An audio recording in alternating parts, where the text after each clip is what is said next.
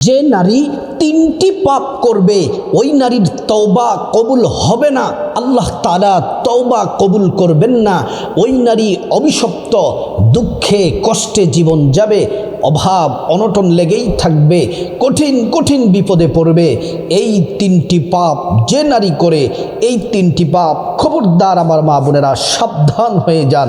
এই তিনটি পাপ ছেড়ে দিন, নতুবা কঠিন বিপদের মধ্যে পড়ে যাবেন। প্রিয় মা বোনেরা আমার, রব্বুল আলামিন কোরআন শরীফের মধ্যে আল্লাহ পাক সুন্দর করে বলেন, ওয়াদারু যাহিরাল ইসমি ওয়া বাতিনা। আল্লাহ রব্বুল আলামিন বলেন, ও দুনিয়ার মানুষ, তোমরা প্রকাশ্য এবং গোপন পাপ থেকে তোমরা বেঁচে থাকো। প্রকাশ্য এবং গোপন পাপ থেকে বেঁচে থাকার জন্য আল্লাহ রব্বুল আলামিন নির্দেশ দিয়েছেন।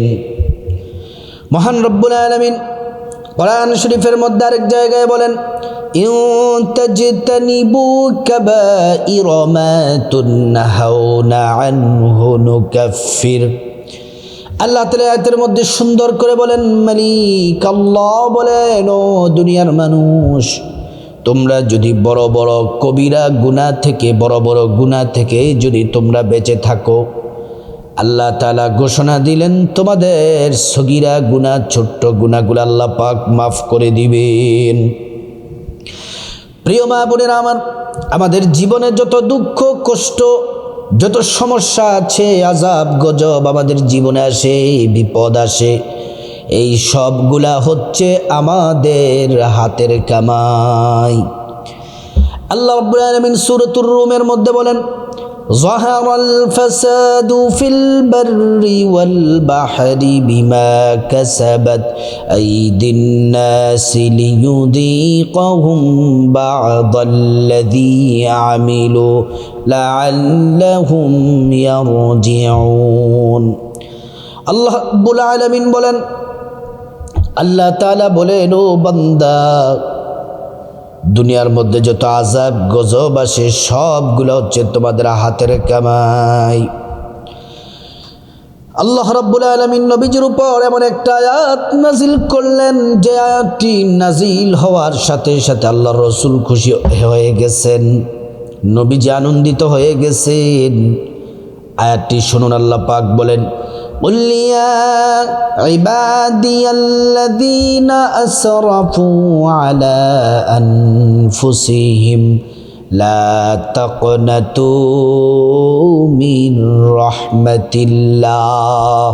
আল্লাহ পাক বলেন, হাবিব, আমার বান্দাদেরকে আপনি বলে দেন, আমি আমার বান্দাদেরকে বলছি, আল্লাযীনা আসরাফু, যারা নিজের নফসের প্রতি জুলুম করেছে, অন্যায় করেছে, অপরাধ করেছে, গুনাহ করেছে, পাপ করেছে, আমি আল্লাহ রাব্বুল আলামিনের রহমত থেকে তারা যেন নিরাশ না হয়।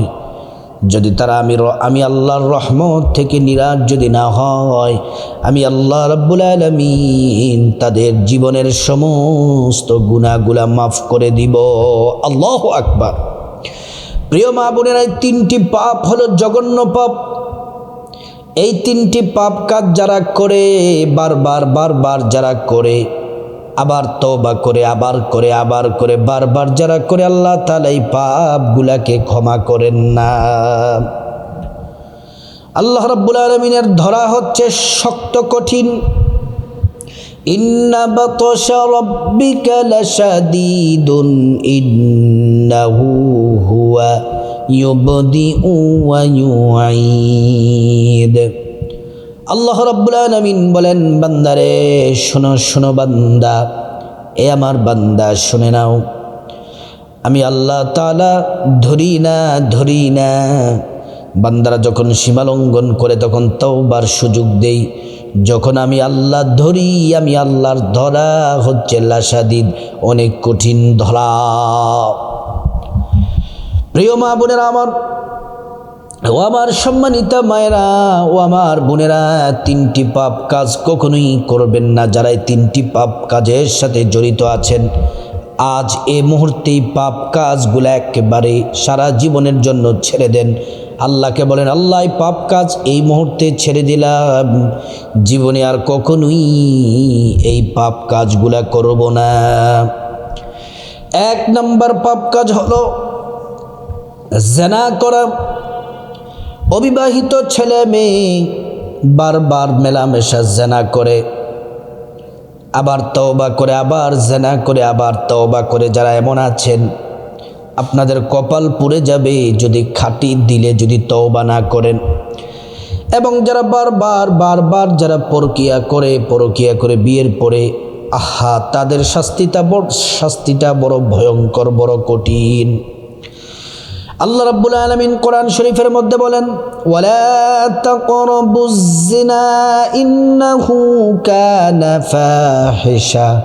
এ বান্দা, জিনার দ্বারে কাছেও তোমরা যেও না, জিনা অত্যন্ত জঘন্য বড় পাপ কাজ, ফাহেশা কাজ। অবিবাহিত ছেলে মেয়ে যদি জিনা করে, ব্যভিচারিতে যদি লিপ্ত হয়, আল্লাহ রাব্বুল আলামিন কোরআনের মধ্যে তাদের জন্য শাস্তির বিধান রেখেছেন। আয-যানিয়াতু ওয়াজ-যানি ফাজলিদু কুল্লা ওয়াহিদিম মিনহুমা মিআতা জালদা। আল্লাহ রাব্বুল আলামিন বললেন, অবিবাহিত ছেলে মেয়ে যদি জিনা করে, খোলা ময়দানে তাদেরকে উপস্থিত করো, সব মানুষদেরকে ডাকো, সব মানুষদের সামনে এই যারা জিনা করেছে অবিবাহিত ছেলে মেয়ে প্রত্যেককে 100 বেত্রাঘাত লাগায়া দাও, 100 বেত্রাঘাত তাদেরকে লাগায়া দাও। আর যারা পরকিয়া করে তাদের শাস্তিটা বড় ভয়ঙ্কর। যদি বিবাহিত নারী পুরুষ যদি পরকিয়া করে, জিনা করে, ব্যভিচার করে, যদি নারী হয়, মহিলা হয়, তাদের বুক পর্যন্ত, সিনা পর্যন্ত মাটির মধ্যে পুঁতে চতুর্দিক থেকে পাথর মেরে তাদেরকে হত্যা করতে হবে। পুরুষ হলে নাভি পর্যন্ত মাটির মধ্যে পুঁতে পাথর মেরে হত্যা করা, এটা আল্লাহর আইন, আল্লাহর বিধান। প্রিয় আমার মা বোনেরাও, আমার মুসলিম ভাইয়েরা, রাসূল করিম সাল্লাল্লাহু আলাইহি ওয়াসাল্লাম এমন একটি বিচার করেছিলেন। একজন বিবাহিত নারী এসে রাসূলুল্লাহকে বললেন, ইয়া রাসূলুল্লাহ, আমি পরকিয়া করেছি, আমি ব্যভিচার করেছি, অবৈধভাবে আমার পেটের মধ্যে সন্তান এসে গেছে। নবীজি মুখটা মহিলার থেকে আরেক দিকে ঘুরিয়ে নিলেন। মহিলা আবার সামনে দিয়ে আসলেন, বললেন, ইয়া রাসূলুল্লাহ, আমি ব্যভিচার করেছি, অন্যায় করেছি, আমি পবিত্র হতে চাই। নবীজি মুখটা আরেক দিকে ঘুরাই নিলেন। ওই মহিলার সামনে এসে আবার বললেন। এবার নবীজি সাহাবাদেরকে বললেন, সাহাবারা, মহিলা কি সত্য বলছে না মিথ্যা বলছে, তোমরা ঘটনাটা যাচাই করো। যাচাই করার পরে ঘটনার সত্যতা পাওয়া গেল। এবার নবীজি বলেন, মহিলা, তুমি জিনা করেছো, ব্যভিচারী করেছো, তোমার পেটের সন্তান তো কোনো দোষ করে নাই। যাও যাও, বাচ্চা প্রসব হওয়ার পরে তারপর তুমি আসবে, তারপর তোমার বিচার হবে। কয়েক মাস পরে বাচ্চা প্রসব হলো। বাচ্চা প্রসব হওয়ার কয়েকদিন পরে নবীজির কাছে কষ্ট করে আসলেন। নবীজি বললেন, এ মহিলা, অন্যায় করেছো, অপরাধ করেছো, তুমি বাচ্চার 2 বছরের হক আছে, দুধ পান করাও। দুধ পান করানোর পরে তারপর আসবে। 2 বছর দুধ পান করানোর পরে রাসূলুল্লাহর কাছে আসলেন। আল্লাহর নবী বললেন, সাহাবীরা, বাচ্চাটাকে তোমরা কোলে নাও। নবীজি বললেন, তোমরা পাথরের ব্যবস্থা করো। গর্ত করা হলো, মহিলার বুক পর্যন্ত মাটির মধ্যে পুঁতে ফেলা হলো। সাহাবীরা চতুর্দিক থেকে পাথর মেরে মহিলার শরীরটা ক্ষতবিক্ষত হয়ে যাচ্ছে। মহিলাকে রজম মারা হচ্ছে, হত্যা করা হচ্ছে। এই ব্যভিচার করার কারণে একজন সাহাবী বিশাল বড় একটা পাথর মারলেন। মহিলার মাথা ফেটে ফিঙ্কি মেরে রক্ত একজন সাহাবীর শরীরে এসে পড়ল।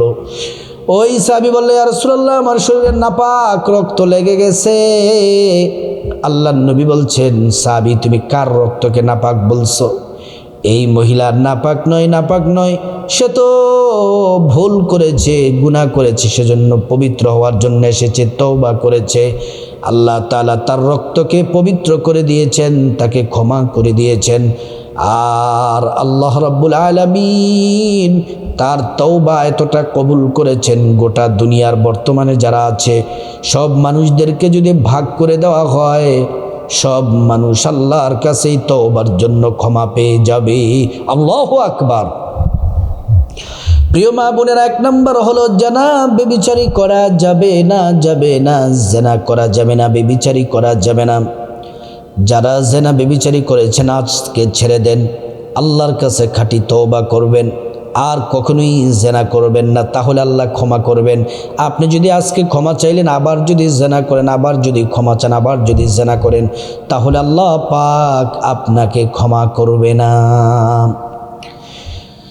প্রিয় মা বোনেরা আমার, 2 নম্বর যে পাপটি, যে মহিলারা এই পাপগুলা, যে নারীরা, যে বোনেরা এই 2 নম্বর পাপটি করবে, তাদের তওবা কবুল হবে না, জীবন ধ্বংস হয়ে যাবে, বিপদ লেগেই থাকবে, অসুস্থতা লেগেই থাকবে, সংসারে অশান্তি, দুনিয়াতেও অশান্তি, পরকালে কঠিন শাস্তি রয়েছে। সেটি হলো কোনো নারী যদি বেপরদা অবস্থায় যদি চলাফেরা করে, বেপরদা অবস্থায় চলাফেরা করে, আবার আল্লাহর কাছে তওবা করে, আবার বেপরদা অবস্থায় চলাফেরা করে, তাদেরকে আল্লাহ পাক ক্ষমা করবেন না যতক্ষণ না পর্যন্ত আপনি আল্লাহর কাছে খাঁটি তওবা করে তারপর থেকে পর্দা শুরু করে দিবেন। বাহিরে যখন যাবেন হিজাব পরবেন, বোরকা পরে পর্দা করে বের হবেন। আল্লাহ তাআলা কোরআন শরীফের মধ্যে বলেন, কুল্লিল মুমিনাতি ইয়াগদুদুনা মিন আবসারিহিন্না ওয়া ইয়াহফাজুনা ফুরুজাহুন্না। আল্লাহ তাআলা বলেন, ও মহিলারা, তোমরা তোমাদের দৃষ্টিকে সংযত রাখো, লজ্জাস্থানকে হেফাজত করো, তারপর তোমরা বোরকা পরো, পর্দা করো। হেজাব পরার জন্য, পর্দা করার জন্য আল্লাহ পাক বলেছেন, পর্দা করা এটা ফরজ। প্রিয় মা বোনেরা, একজন বেপর্দা নারী রাস্তা দিয়ে যখন বের হয়, শাড়ি পরে, 3 পিস পরে, কোনো পর্দা নাই, সাজগোজ্জা করে রাস্তার পুরুষগুলা দাঁড়াইয়া থাকে, সে তো একা তো জাহান্নামের কীট হয়ে যায়। আর তার দিকে যতগুলা পুরুষ তাকায়, সে পুরুষগুলাও জাহান্নামী হয়ে যায়। একজন নারী অনেক পুরুষদেরকে নিয়ে জাহান্নামে যাবে। এজন্য মা, আপনাকে আল্লাহ তাআলা সম্মান দিয়েছে, মর্যাদা বাড়িয়ে দিয়েছে, আপনি পর্দা করুন, পর পুরুষের সামনে যাবেন না। আপনার যত সাজসজ্জা আছে, এই সব সাজবেন আপনার স্বামীর জন্যে। সুন্নতের অনুষ্ঠানে, বিয়ের অনুষ্ঠানে, জন্মদিনের অনুষ্ঠানে এভাবে সাজসজ্জা করে বের হবেন না। নামাজ যেমন ফরজ, পর্দা করা তেমন ফরজ। এতদিন বেপর্দা অবস্থায় চলাফেরা করেছেন, এই জন্য আল্লাহর কাছে কান্নাকাটি করে ক্ষমা চান, আল্লাহ তাআলা ক্ষমা করে দিবেন। বেপর্দা অবস্থায় আজ থেকে আর কখনোই বের হবেন না। প্রিয় মা বোনেরা আমার, যদি আজ থেকে পর্দা করেন, এই ওয়াদা করে আল্লাহর কাছে যদি তওবা করেন, তাহলে তওবা কবুল হবে ইনশাআল্লাহ, আল্লাহ আপনাকে ক্ষমা করে দিবেন। 3 নম্বর, নারীরা, মায়েরা আমার, বোনেরা, যে পাপ করলে তাদের তওবা কবুল হয় না, আল্লাহ তাআলা তাদের প্রতি রাগান্বিত হয়ে থাকে, না আযাব গজব তাদের জীবনে আসে।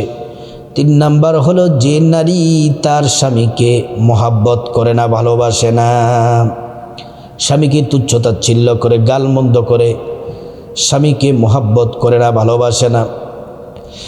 স্বামীর মর্যাদা কত, রাসূল করিম সাল্লাল্লাহু আলাইহি ওয়াসাল্লাম বলেন, একজন স্বামী যদি তার স্ত্রীর প্রতি যদি সন্তুষ্ট থাকে, আল্লাহ তাআলা ওই স্ত্রীকে ক্ষমা করে জান্নাত দিয়ে দেন। রাসূল বলছেন, আল্লাহর পরে সিজদা দেওয়ার যদি কারো অনুমতি থাকতো, তাহলে প্রত্যেকটা স্ত্রীকে অনুমতি দেওয়া হতো, তোমরা স্বামীদেরকে সিজদা করো। আল্লাহ ছাড়া কাউকে সিজদা দেওয়ার অনুমতি নাই। এই দ্বারা স্বামীর মর্যাদা কত বাড়ানো হয়েছে। অনেকের স্বামীকে গালমন্দ করে, তুচ্ছ-তাচ্ছিল্য করে, স্বামীকে ভালোবাসে না, মহব্বত করে না। এই জন্য স্বামী যদি আপনার প্রতি অসন্তুষ্ট থাকে, জাহান্নামের আগুনে জ্বলতে হবে। আল্লাহ তাআলা রাগান্বিত হয়ে থাকেন, আপনার তওবা কবুল হবে না। আজ থেকে আল্লাহর কাছে কাটি দিলে তওবা করেন, আল্লাহ আর জীবনে যতদিন বেঁচে থাকবো স্বামীর সাথে খারাপ আচরণ করব না, স্বামীর সাথে মিলেমিশে থাকবো, মহব্বত করব, ভালোবাসবো। স্বামীর মনে কষ্ট দিলে তওবা কবুল হবে না। এই তিনটি পাপ কাজ থেকে আমার মা বোনরা বেঁচে থাকবেন। আল্লাহ রাব্বুল আলামিন প্রত্যেকটা মা বোনকে এই তিনটি জঘন্য পাপ থেকে বেঁচে থাকার আল্লাহ পাক তৌফিক দান